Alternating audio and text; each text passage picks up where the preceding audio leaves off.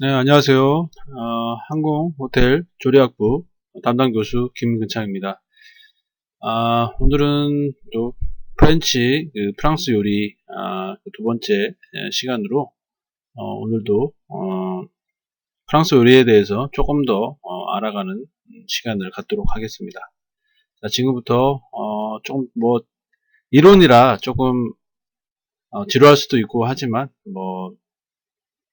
그래도 여러분들 그 미래에 조금이라도 도움이 되었으면 하는 의미에서 강의를 하는 거니까 조금 힘드시더라도 경청해 주시면 감사드리겠습니다. 자, 지금부터 프랑스 요리 두 번째 이론을 시작하겠습니다. 자, 이제 프랑스 요리 메뉴의 구성이 되겠고요.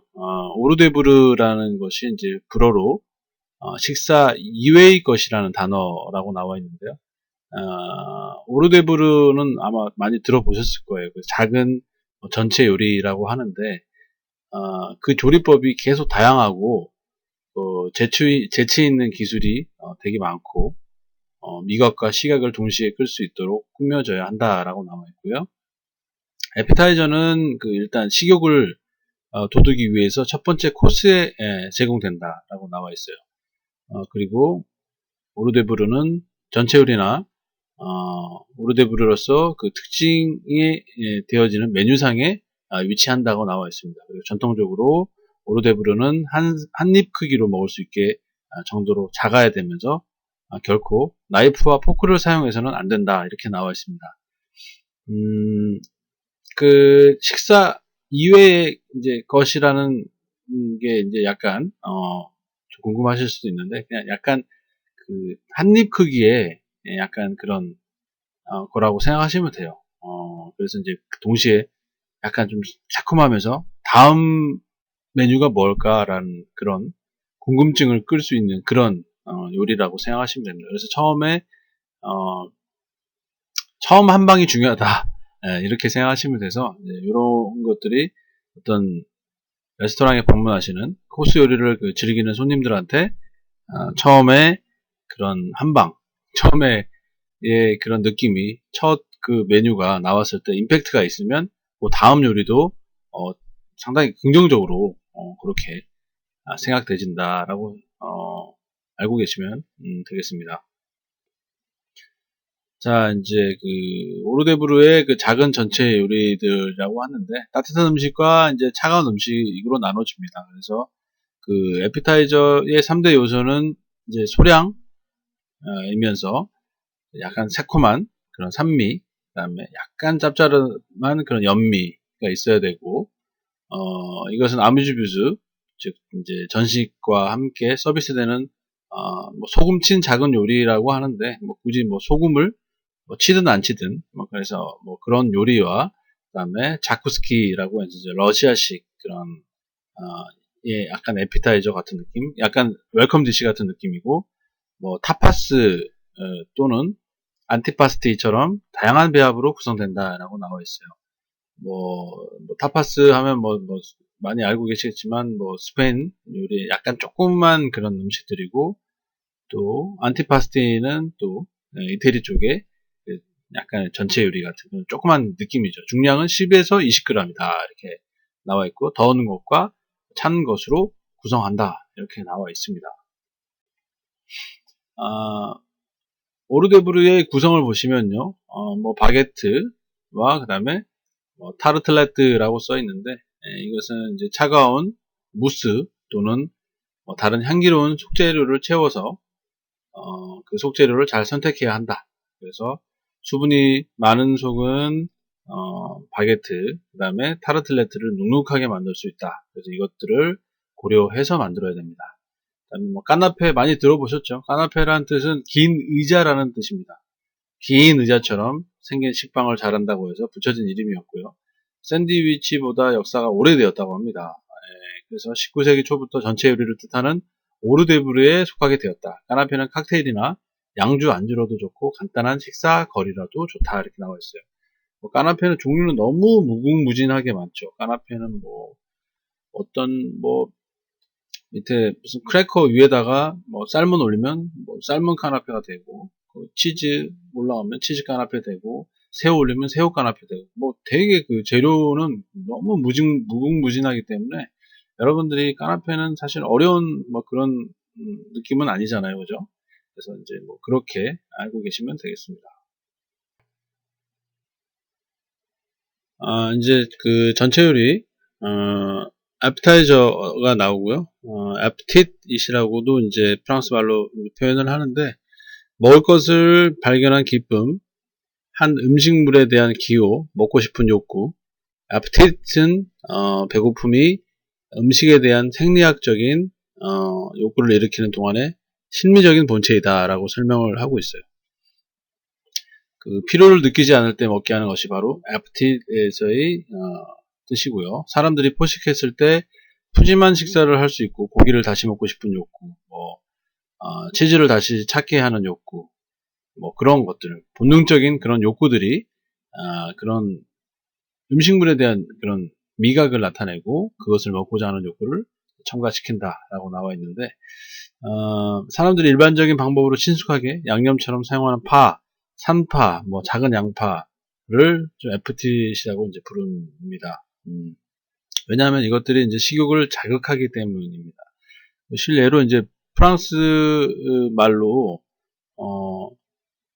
만약에 프랑스 이제 분들이 뭐 업장을 방문하셨거나 그랬을 때 여러분들이 이제 bon appetit이라는 그런 말을 좀 해주면 상당히 좋아해요. 본인들의 나라의 말로 맛있게 드세요라는 뜻이니까 얼마나 기분이 좋겠어요, 그죠? 우리나라 사람들이 어디 좀 미국이나 어디 뭐 외국 이탈리아 갔는데 그 사람이 막 어눌한 말로 뭐 맛있게 드세요 막 이렇게 해주면 되게 기분이 좋잖아요, 그죠? 그래서 이제 그런 것들을 나타내는 그런 단어라고 생각하시면 되고요. 애피타이저는 전체 요리다라고 생각하시면 됩니다. 다 알고 계시겠지만, 네. 애피타이저의 그 만들기의 원칙이 나와 있는데, 원칙이라기보다도, 뭐, 그렇죠. 이렇게 하면 좋다라고 생각하시면 됩니다. 그래서 애피타이저는 적합한 온도에서 서브한다. 뭐 따뜻하든, 뭐 차갑든, 그런 온도는 적합한 온도에서 서브하는 게 좋다. 그리고 차갑고 뜨거운 애피타이저가 있기 때문에 온도를 기억을 해야 된다. 이렇게 나와 있고요. 애피타이저는 식욕을 자극하기 위해 만든 그런 코스이기 때문에 가장 중요하게 작용하는 것이 양념이다라고 나와 있어요. 약간 새콤해야 된다는 그런 느낌. 그리고 단품 요리로 애피타이저를 제공했을 때 고객이 테이블에서 애피타이저가 어떻게 보일 것인지 생각해야 된다. 색깔, 모양, 그리고 여백, 그리고 전반적인 구성들, 그런 것들 연출을 잘 해야 된다 이거죠. 그러니까 애피타이저가 처음에 딱 손님이 받았을 때 와우 뭐 이쁘네 뭐 이렇게 눈으로 먹는다는 말도 있잖아요. 그러니까 그렇게 해서 약간 처음에 그 코스가 딱 나올 때 뭔가 미각적으로 그리고 또 시각적으로 약간 자극을 하면 상당히 임팩트가 있어서 그 다음 요리들이 그 손님들이 아주 긍정적으로 먹게 된다라고 생각하시면 되겠습니다. 그 무스가 나오는데요.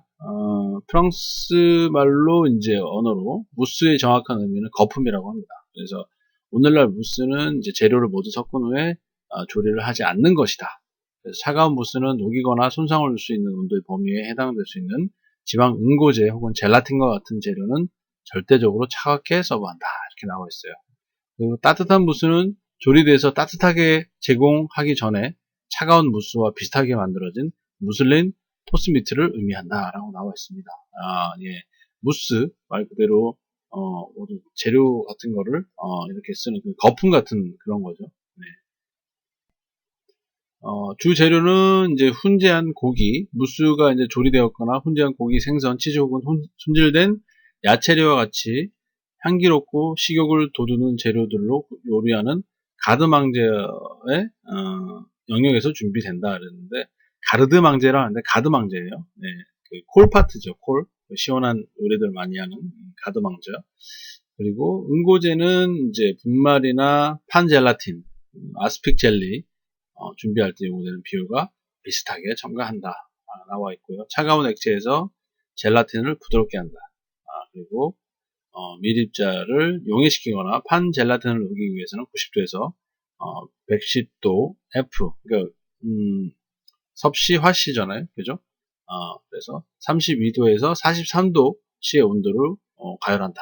이렇게 그러면 이제 젤라틴을 살짝 녹으면서 이제 주재료에서 이제 저어주면 된다라고 나와 있습니다. 거품을 내주는 재료 중에서 계란 흰자나 휘핑한 크림, 뭐 이런 것들은 이제 무스에 거품 같은 질감을 줍니다. 그래서 흰자나 크림을 가장 부드럽도록 쳐준다. 공기를 주는 과정에서 지나치게 쳐졌다면 이것은 무너지기 시작하거나 무스의 거친 외관의 질감을 줄 수 있기 때문에 어느 정도 같은 그 힘으로 부드럽게 그 스냅으로 이렇게 계속 쳐주는 것이 계속 그 유지할 수 있는 그런 무스를 유지할 수 있는 그런 스킬이 좀 필요하다라고 생각하시면 되겠습니다. 자, 이제 캐비어를 보시는데요. 캐비어 뭐 아시다시피 뭐 3대 진미 중에 하나죠. 네, 프랑스 요리의 3대 진미 나오고 있는데 캐비어가 있고 푸아그라가 있고 그다음에 또 하나는 트러플이죠. 세계 3대 진미라고 해서 좀 비싸기도 하고 그래서 이제 그 캐비어가 철갑상어 알이라는 것은 다 알고 계실 거고 4세기 아리스토텔레스에 의해서 묘사되었다. 로마 제국 시기 동안 테이블에 올라오는 캐비어를 트럼펫으로 알렸으며 꽃 장식과 함께 연출되었다 했는데 상당히 그 중요한 식재료다라고 이 부분에서 보면 알 수 있죠. 그래서 오늘날 캐비어는 부패하기 쉽고 노동 집약적인 생산, 지나친 포획과 오염이라는 부분적인 이유 때문에 제공되는 음식 중 가장 비싸고 한정적이다라고 나와 있어요. 캐비어가 그 종류가 크게 이제 나누긴 하지만 그 뒤에 제가 설명을 드릴 건데 이 지나친 포획을 해서 이제 환경 오염 또 인간의 욕심이죠 사실. 네, 그래서 비싸긴 하지만 또 부패하기는 쉬워요 사실. 이게 오래 가지는 못해요 사실. 네.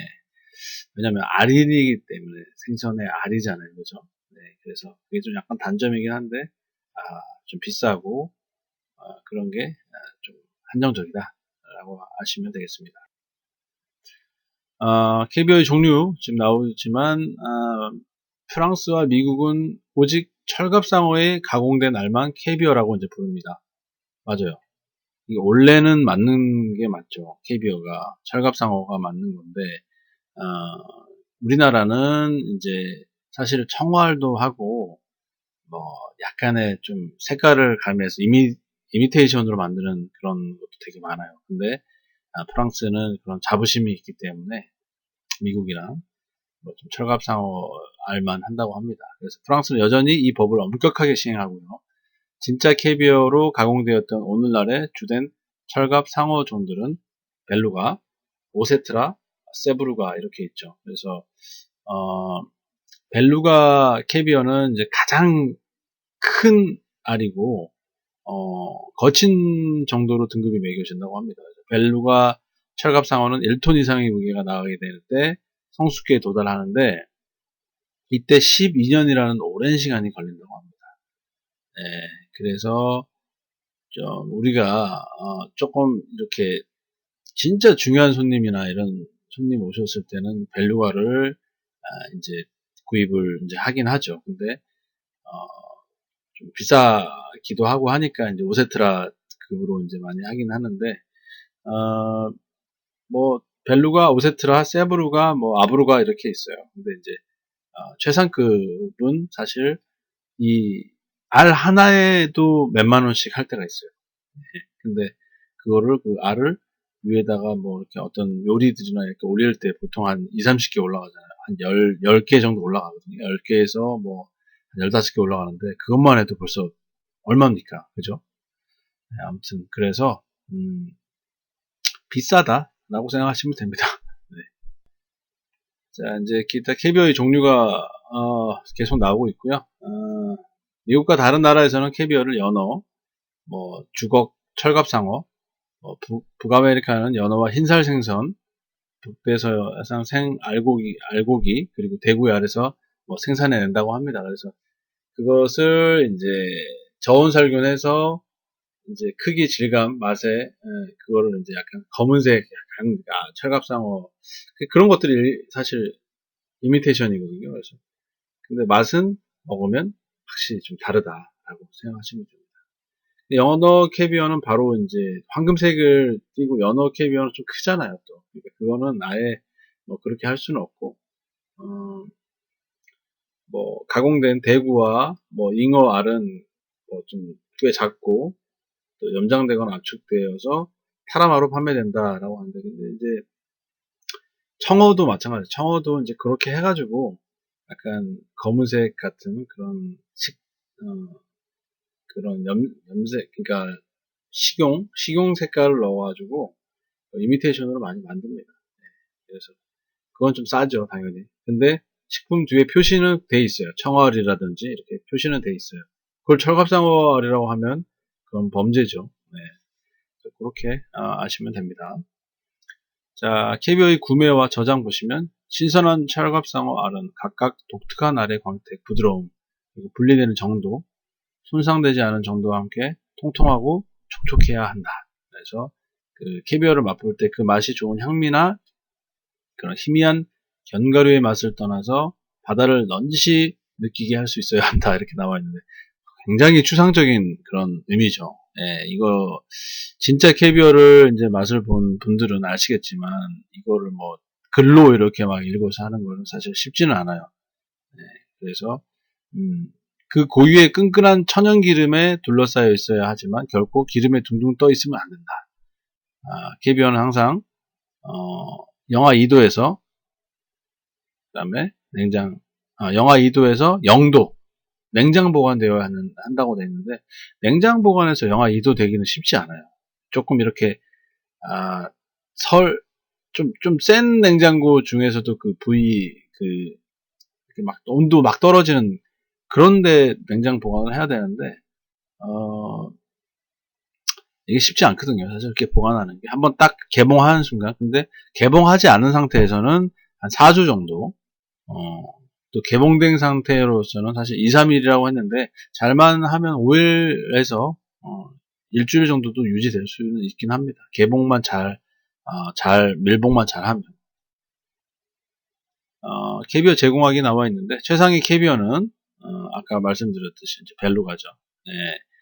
그 캐비어는 곁들임으로 특별하지 않은 것을 필요로 한다. 즉 그 자체 맛이 훌륭하기 때문에 그렇게 다른 걸 가미하지는 할 필요가 없다는 뜻이겠죠. 그래서 이것은 종종 진주의 어머니, 뼈, 뿔 또는 금속 스푼과 반응하면서 향미를 변하게 하는 것을 피하기 위해 유리 스푼과 함께 특별한 얼음 용기에 담겨 제공된다 이렇게 했는데 보통 식재료 위에다가 올려서 나가면 뭐 굳이 유리 스푼에 올려서 뭐 얼음 이렇게 안 해도 되고요.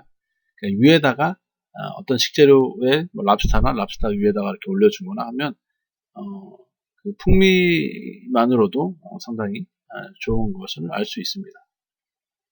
자, 이제 3대 진미 중에서 두 번째 푸아그라가 나오죠. 푸아그라는 또 말씀드렸지만 상당히 조금 잔인한 방법 중에 하나죠. 그 거위에 가둬놓고 그 거위에다가 막 먹이를 막 집어넣는 그런 거잖아요. 그래서 이제 그 푸아그라 그 간이 부어가지고 그때 커지면 그때 이제 그것을 이제 뽑아내죠. 네.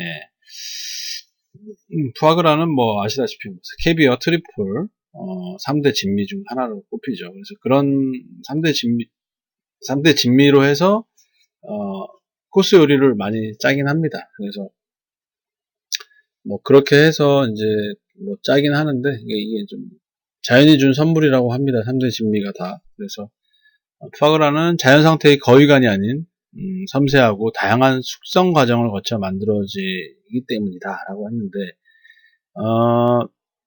섬세하고 다양한 숙성 과정은 뭐 그런 과정이긴 한데 그 전에 조금 잔인한 방법이긴 하죠. 예, 이렇게 하긴 하는데 오래전에 알자스 지방으로 이주한 유대인이 거위와 오리를 키우다가 자연스럽게 만들게 되었다. 좀 더 정확한 발음은 호아구라라고 하는데 이것을 직역하면 아주 비대한 간이란 뜻이래요. 그래서 옥수수 등의 먹이를 억지로 많이 먹이고 억지로 운동을 시키지도 않고 그냥 그 비대해진 거위의 간을 만든다고 얘기하죠. 원조리온 거위의 간은 알자스 지방과 페리고리 지방이 유명하면서 스트라스부르에서 생산되는 것을 최고급으로 여긴다. 그래서 여기 단백질, 지질, 비타민 A, E, 칼슘, 구리, 망간 엄청 많네요. 필요한 영양소가 프랑스의 대표적 건강식이라고도 합니다. 그러나 독특한 그 콤콤한 냄새가 좀 있거든요. 그래서 호불호가 상당히 많아요. 싫어하는 사람이 있는데 약간은 이제 약간 구워가지고 이건 기름도 필요 없이 그냥 팬에다가 올리면 이 지방이기 때문에 다 그냥 뭐 본인들이 자기네들이 알아서 이렇게 구워집니다. 뭐 기름 두를 필요도 없어요. 예. 그래서 이제 약간 노릇노릇하게 해서 스테이크나 뭐 그런 데다가 살짝 올려서 약간 그 무화과 컴포트 같은 약간 좀 달짝지근하면서 약간 막 그런 것들 무화과 같은 거 졸여가지고 위에다가 이렇게 소스를 올려주면 약간 또 맛있어요. 네. 저는 뭐 많이는 안 좋아하는데 약간씩은 먹습니다. 등급 보시면 뭐 등급도 뭐 간의 질감을 필요로 해서 A, B, C 등급으로 나눌 수 있습니다. 그래서 A 등급을 받기 위해서는 간의 무게가 적어도 1파운드 8온스가 되어야 한다라고 했는데 그리고 그 흠이 없이 둥글고 단단해야 한다는데 1파운드 8온스면 약간 여러분들이 딱 느끼기에는 뭐 이렇게 좀 감이 안 오시잖아요.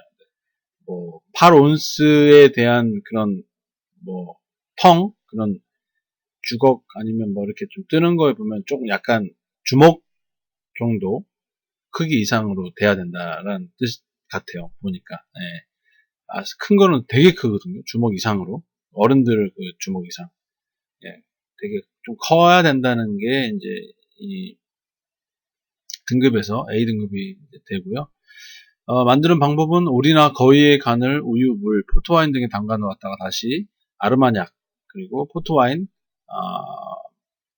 마데이라 와인 뭐 이런 것들에 이제 향을 배기게 해서 섬세하고 다양한 제조법을 거친 후 푸아그라라는 상품이 완성되기 때문에 일반적으로 도축된 그 거위의 간과는 비교될 수 없으면서 고가로 판매된다라고 되어 있어요. 실제로 저희가 그 이 간에 대한 걸 들어올 때 보통 뭐 500g, 뭐 1kg 이렇게 단위로 저희가 이제 시키는데 들어올 때 입고 가격은 보통 뭐 500g 뭐 정도에 거의 뭐 10만 원 가까이 됩니다. 예, 그 정도 되고 좀 좋은 등급이고 좀 좋다 그런 건 이제 뭐 한 2, 30만 원에 들어옵니다. 500g.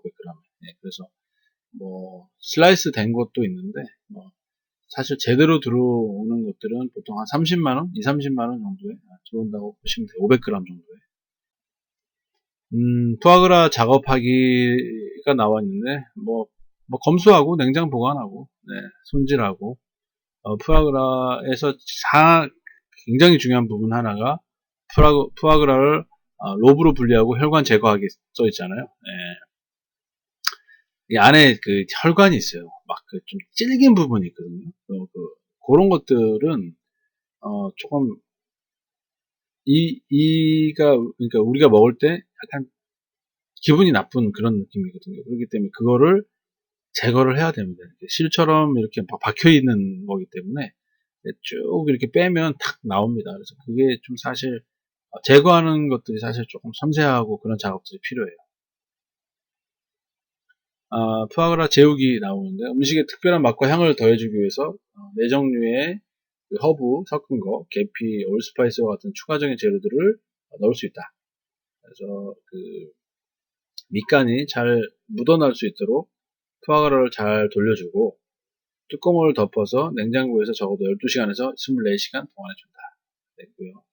푸아그라 종류 중에서 푸아그라 홀은 간을 이제 그대로 조미한 것이고 블럭은 캔이나 뭐 유리병에 담아서 이제 그 블럭 상태에 이제 가공한 게 있어요.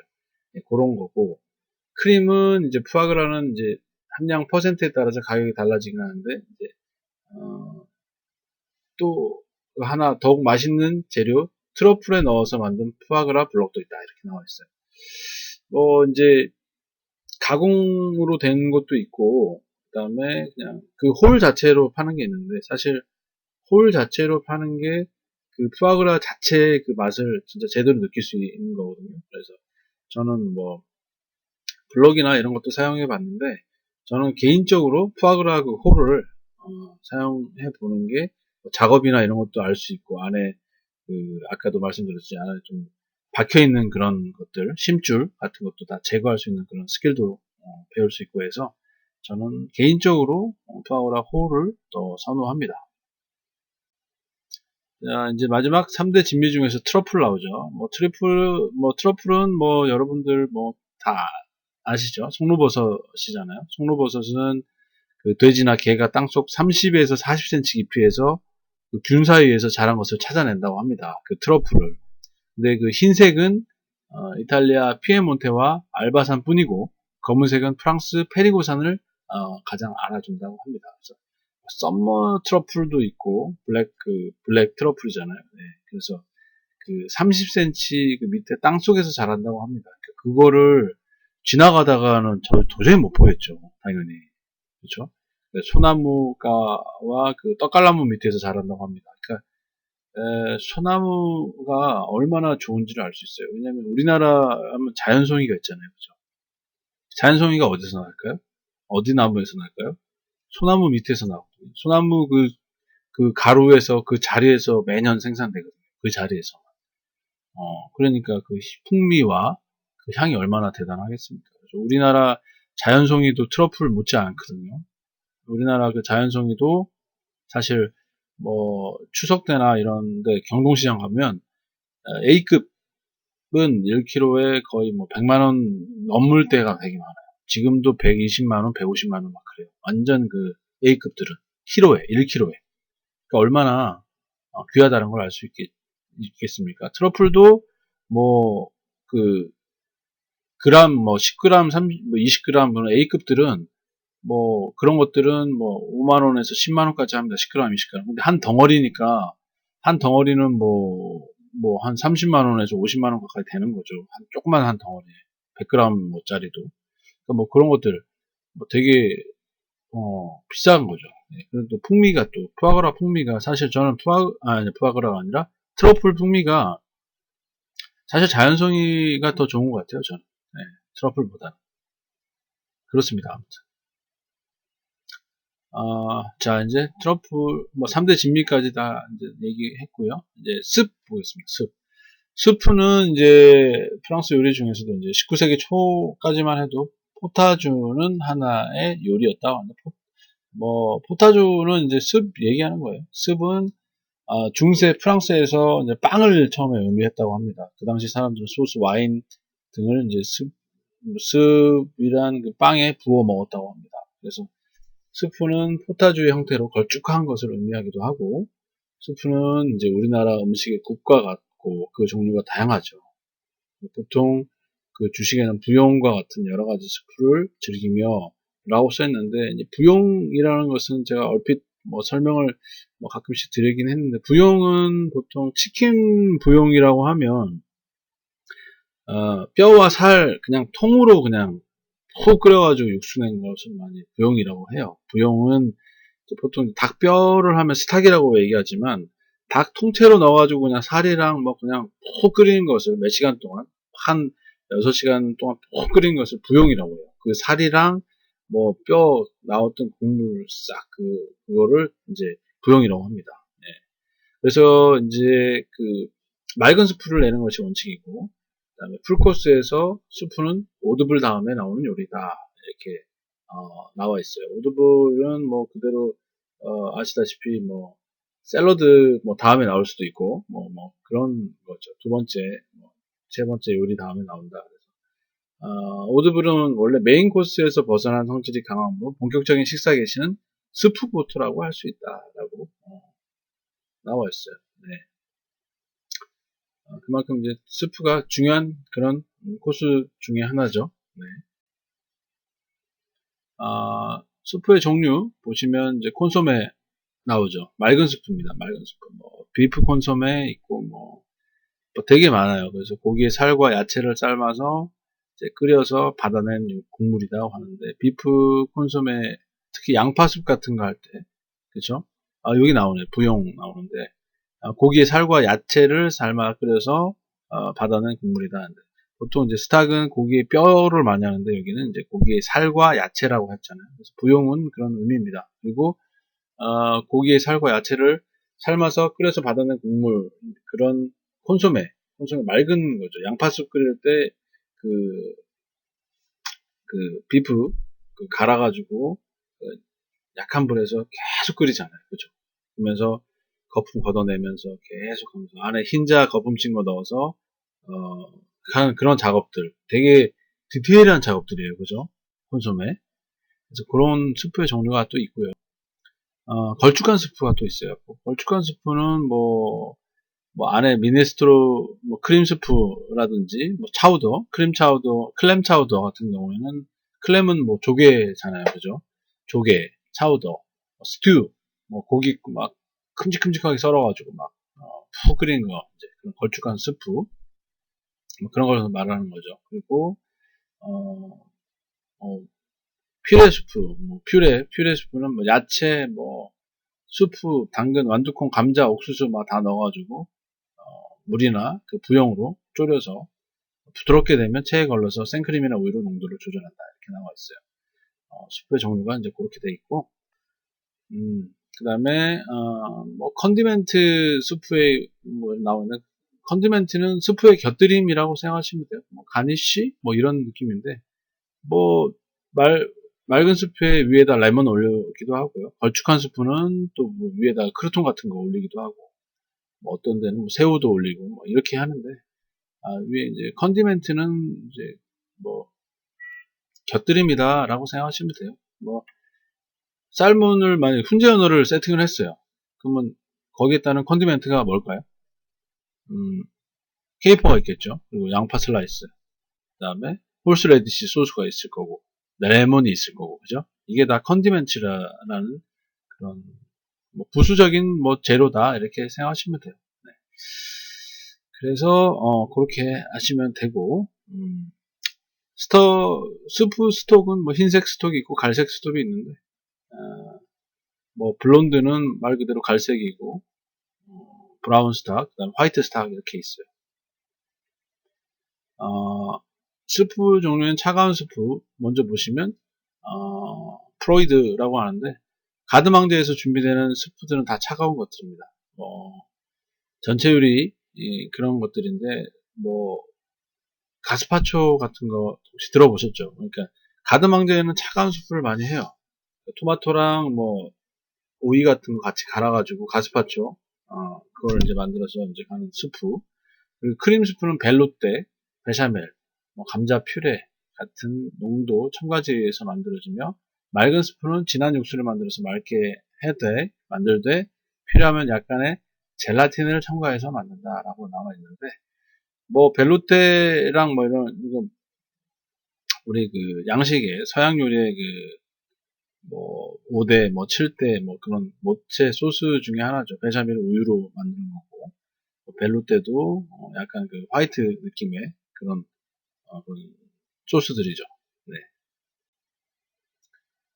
이제 차가운 수프가 나오는데, 야채와 뭐 과일 수프 나오죠. 아까도 제가 금방 말씀드렸듯이 뭐 체리, 멜론, 뭐 토마토, 고추, 오이 뭐 이렇게 좋은 예이다 하는데, 이게 가스파초 같은 느낌이에요. 그러니까 과일 이제 멜론도 들어가면서 토마토, 그다음에 뭐 오이 이런 거 들어가가지고 같이 쫙 갈아가지고 차갑게, 여름에도 나가지만 겨울에도 어, 뭐 인행 친행이라고 하잖아요. 이열치열도 있지만, 겨울에도 이제 가끔씩 나가는데, 겨울에는 사실 잘은 안 나가지만 여름 때는 시원한 그런 가스파초 같은 거는 이제 만들죠.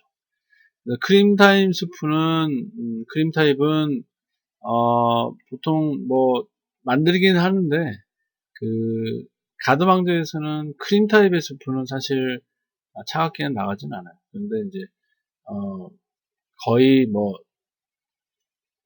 이거는 겨울에는 보통 잘 안 하죠. 여름에, 뭐, 예, 하여튼 크림은 보통 그 뜨거운 스프에 많이 들어가는 타입이긴 해요. 이제 우리나라에서는 사실 차가운 크림의 타입은 스프는 사실, 만들지는 않습니다. 자주 만들지는 않아요. 차가운 스프 계속 나오는데요. 맑은 차가운 스프 나오는데, 맑은 차가운 스프는 이제 진하고 깨끗한 육수 혹은 주스가 기본입니다. 그래서 뭐 향을 뽑은 용액이나 뭐 엑기스, 뭐 퓨레 이런 것들이 이제 종종 사용되고, 그런 뭐 콘소메 젤리 같은 전통적인 맑은 차가운 스프는 그 젤을 만들기 위한 젤라틴을 충분히 잘 녹여서 넣어준다라고 알고 계시면 됩니다. 자, 이제 프랑스 요리에서도 되게 중요한 부분 중에 소스 나옵니다. 소스.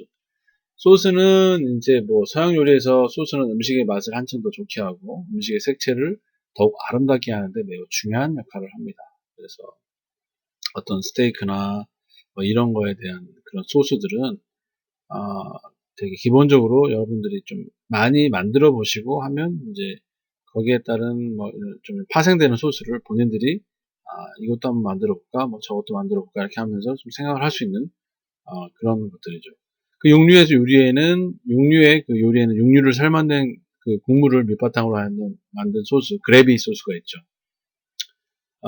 그래비 소스는 약간 브라운 계통의 소스예요. 그 데미그라스랑 비슷하긴 한데 약간 육류를 푹 삶아가지고 그 국물, 그 육수를 바탕으로 해서 만든 소스고, 그다음에 그 육류 요리에는 조류의 고기를 삶아낸 국물을 사용하죠. 뭐 치킨 스탁 같은 거.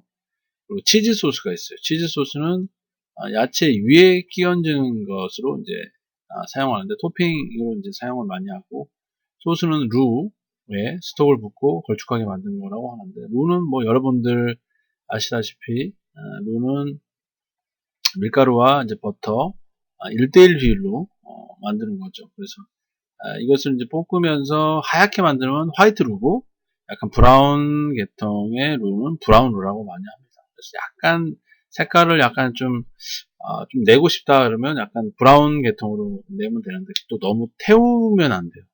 약간 약불에서 천천히 볶아서 그렇게 해야 된다라고 어, 알고 계시면 됩니다. 베샤멜 소스 나오죠. 베샤멜 소스는 되게 유명한 소스죠. 주 재료가 우유, 그리고 그 루에 그 향신료에 가미한 소스로 프랑스 소스 중에서 가장 먼저 모체 그런 소스로 사용을 했다고 합니다. 프랑스의 황제 루이 14세 시절 그의 집사였던 루이스 베샤멜의 이름에서 유래됐다고 합니다. 그래서 뭐 여러분들은 제가 뭐 말씀드리지만 본인들이 만드는 그런 소스나 그런 게 있으면 이렇게 전 세계로 이렇게 다 이렇게 역사가 남습니다. 네. 그래서 뭐 사우전 아일랜드 드레싱도 그렇고 뭐 시저 드레싱, 그리고 뭐 콥샐러드 막 다 거의 다 뭐 이름에서 유래됐잖아요. 그래서 그런 것들. 그래서 오늘날의 그 베샤멜 소스는 화이트루에 우유를 넣어서 농도 내고, 또 안에 뭐 정향 들어가고 뭐 이것저것 뭐 타임 들어가고 해서 뭐 그런 그라탱 같은 뭐 양파 뭐 야채 볶을 때 이제 하고 위에다가 그 소스를 붓고 오븐에다 구우면 되게 그라탱 같은 느낌이 나오죠. 치즈가루 막 뿌려주고 하면 되게, 그다음에 라자냐 같은데 넣어도 되고.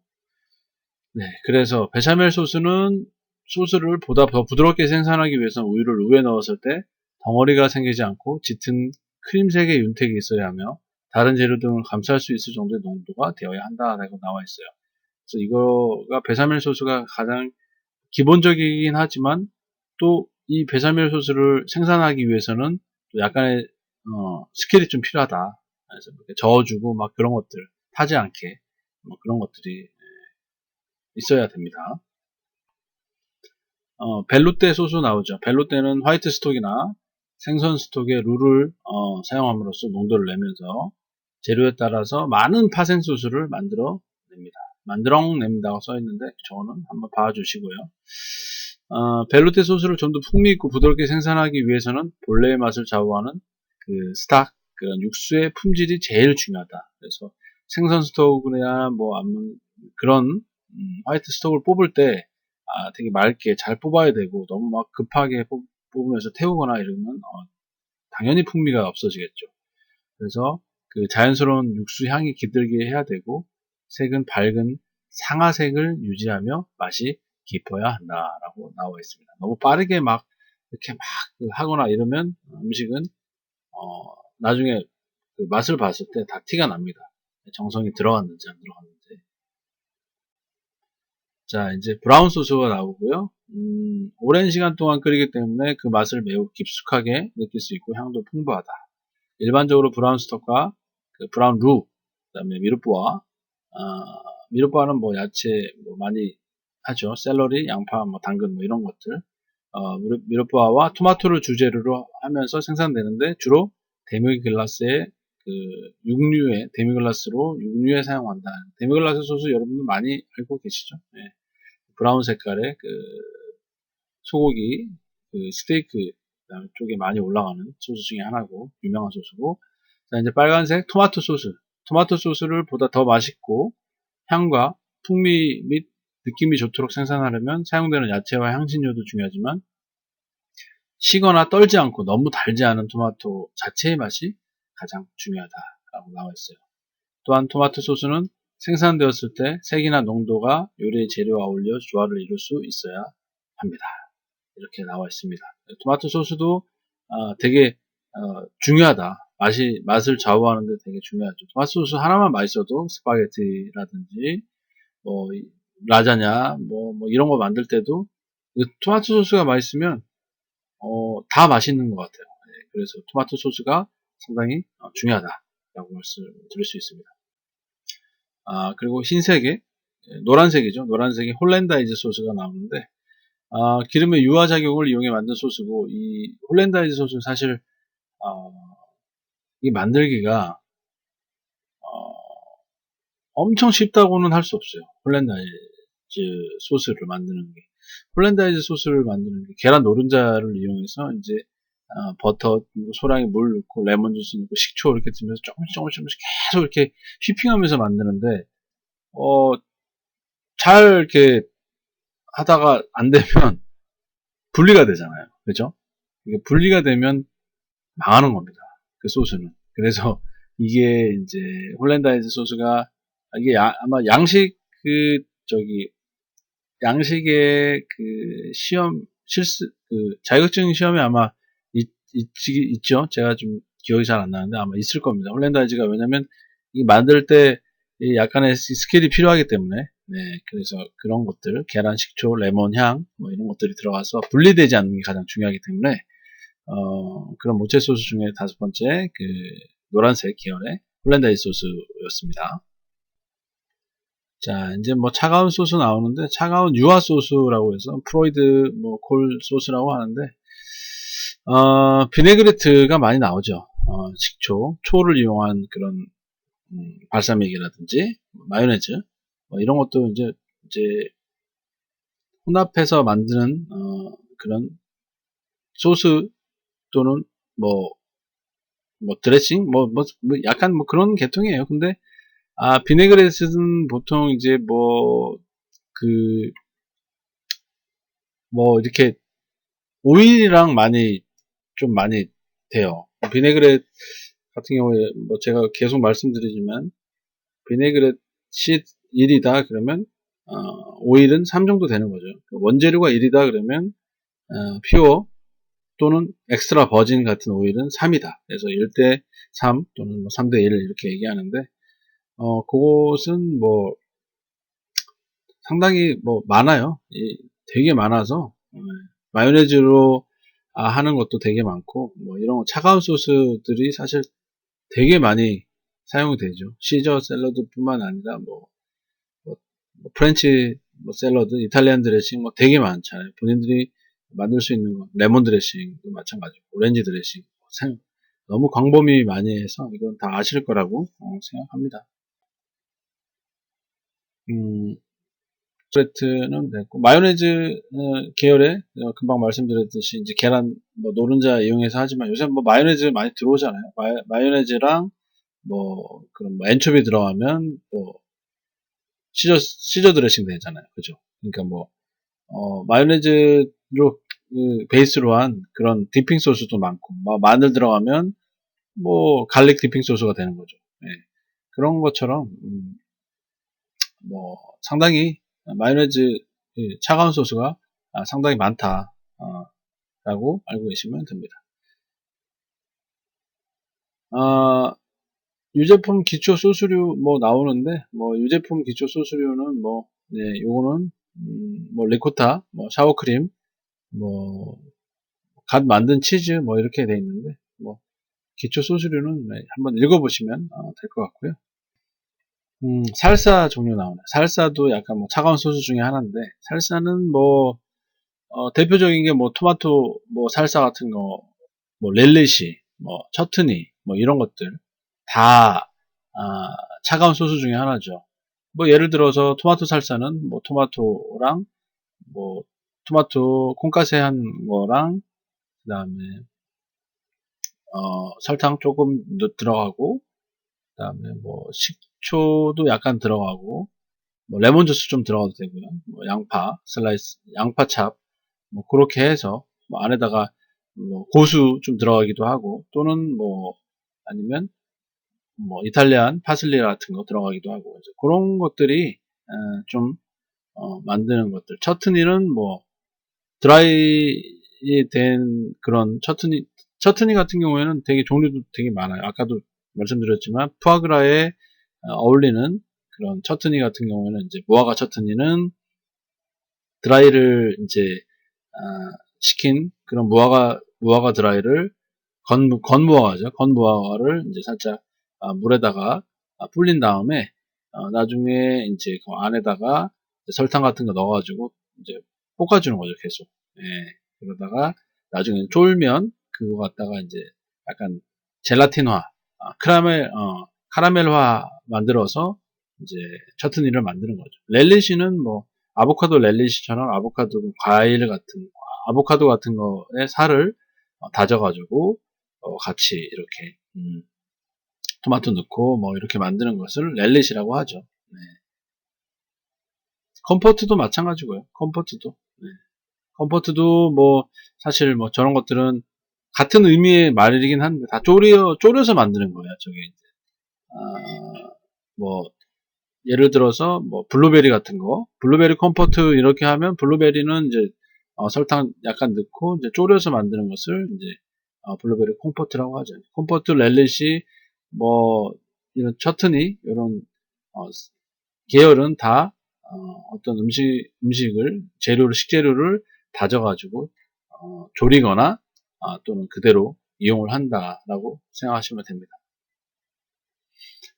쿨리, 그다음에 퓨에 나오는데 토마토 쿨리도 많이 알고 계시죠? 예, 그래서 이 에스코피에가 뭐 썼던 것 중에 르 가이드 뭐 클리네어라고 뭐 이렇게 정의한 고전적인 의미에서는 꿀리는 퓨레 동은 용액의 형태로 잘 졸여지고 많은 농축된 맛을 가진 음식이라고 했죠. 토마토 퓨레 같은 거, 뭐 그런 것들은 사실 되게 조금 토마토 홀보다는 조금 더 농축된 느낌이 나거든요. 그래서 사실 그게 쿨리랑 퓨레는 약간 좀 조금은 같은 의미라고 볼 수는 있는데 약간의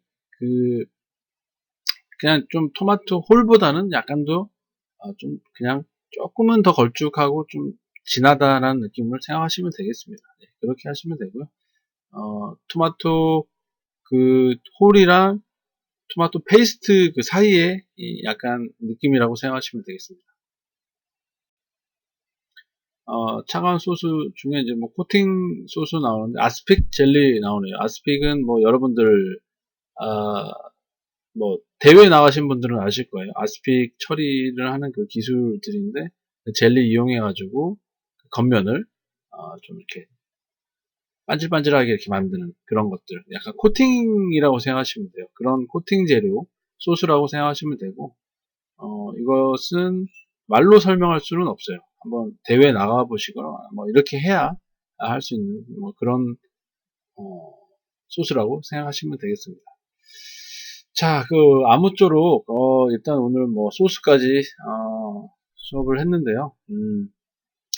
제가 좀 뭐, 부족한 면도 있겠지만, 또, 뭐, 여러분들께서도 앞으로 더 공부를 또 많이 하셔야 되고 하니까, 어, 뭐, 제가 오늘 이론 수업을 좀 했지만, 여러분들도, 저보다 더 열심히 더 하셔가지고, 더 많은 지식을, 알고, 또 앞으로 또 취직을 하셔가지고, 또 좋은 그런 조리사가 되시기를 바라겠습니다.